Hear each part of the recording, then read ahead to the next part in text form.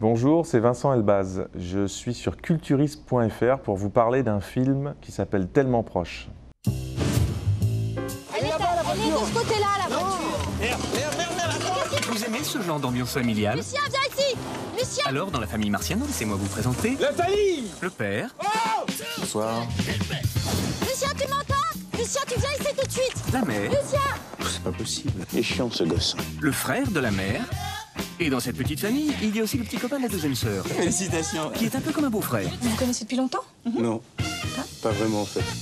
Je m'appelle Alain Marciano, j'ai 38 ans, père de 2 enfants, marié avec Nathalie, qui est jouée par Isabelle Carré. Je suis un ancien géo du Club Med. On m'avait prédit une grande carrière après le Club Med. Pour l'instant, je fais des animations dans les supermarchés, mais je compte bien faire l'Olympia. Je pense que l'hiver prochain, je suis en train d'écrire, je suis en train de gamberger un one-man show. L'hiver prochain, je vais faire l'Olympia, je le sens.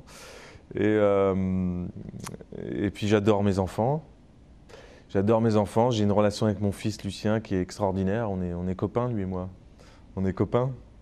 C'est mon meilleur pote en fait. D'ailleurs, c'est mon seul pote quand j'y pense. Je te rappelle que ce soir, on dîne chez mon frère. Oh, fais chier. Ils ont précisé sans les enfants, ça évitera les histoires. Quelles histoires? Très bien, Lucien.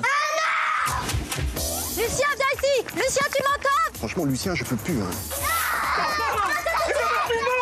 Bon, Jean-Pierre me dit que vous avez des soucis. C'est vrai qu'on a toujours un peu de mal avec Lucien. Non mais tu m'étonnes, qu'est-ce qu'il est chiant ce gosse. Enfin, c'est pas un enfant de 6 ans qui peut vider une piscine à balles à lui tout seul. Ce n'est pas possible. Non, à 6 ans et demi, elle apprend l'anglais, l'allemand. Du saxophone, de la guitare, de la flûte traversière.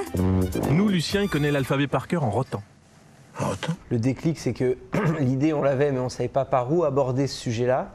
Et en fait, on s'est dit, sur nos jours heureux, on a parlé de nous il y a 15 ans. En fait, si on est honnête, aujourd'hui, on s'était mariés pas longtemps avant, on avait fait des gosses, on avait rencontré des belles familles et on rencontrait des typologies de problèmes qu'on avait l'impression de partager avec pas mal de potes, etc. Et on s'est dit, on va faire la même méthode, on va commencer à noter tout ce qui se passe, sauf que on a eu une petite hésitation, on s'est dit, bon allez, on va quand même aller voir un psy, je ne sais pas pourquoi, on a eu envie d'aller voir un thérapeute familial à qui on a posé des questions sur quels étaient les problèmes familiaux les plus courants. Mais évidemment, c'était plus tragique que comique, tout ce que ce thérapeute nous disait, parce que souvent, c'est des enfants qui vont pas bien, enfin des choses un peu dures. Puis nous, on a fait ça à notre sauce. Lui, c'est le grand-père du fils du père. Papa du papa.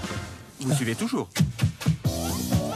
Parce que tout ce petit monde va dîner chez le frère de la mère. Oh, fais chier. J'ai toujours dit, quand on épouse une femme, on épouse aussi sa famille. Tu te rends même pas compte, on n'a plus aucune intimité.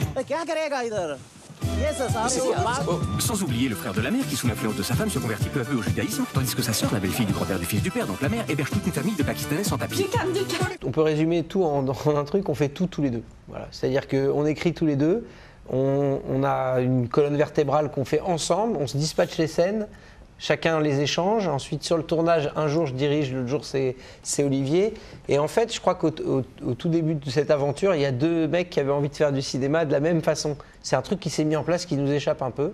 C'est vrai que ça revient comme question et plus on répond, moins on connaît la réponse. D'ailleurs, même les acteurs, alors souvent, les journalistes leur demandent, et même eux, ils disent ça se fait, quoi, ça se passe.